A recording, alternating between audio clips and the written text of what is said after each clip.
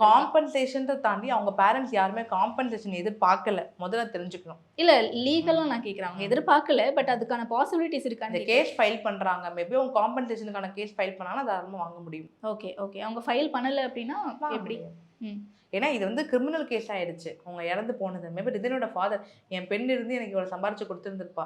என் பெண் இருந்து எனக்கு மிகப்பெரிய ஒரு இழப்பு அப்டின்னு இருக்கும்பொழுது, அது முடிவு பண்ணி அவங்க அதுக்காக ஃபைல் பண்ணா காம்பன்சேஷன் கிடைக்க வாய்ப்புகள் இருக்கு. Okay, okay, okay. ஸோ அடுத்து இப்ப இந்த கேஸ் எது மூவ் பண்ணி போயிட்டு இருக்கும்னு நினைக்கிறீங்க? ப்ராபப்லி பார்த்தீங்கன்னா, பெயிலுக்கு அப்ளை பண்ணியிருக்காங்க. நம்ம நாளைக்கு தெரியும் பெயில் கிடைக்குமா இல்லையான்ற ஒரு விஷயம் நமக்கு ப்ராபப்லி நாளைக்கு தெரிஞ்சிரும். இதுக்கப்புறம் அவங்களுக்கு வந்து ட்ரையல் நடக்கும்.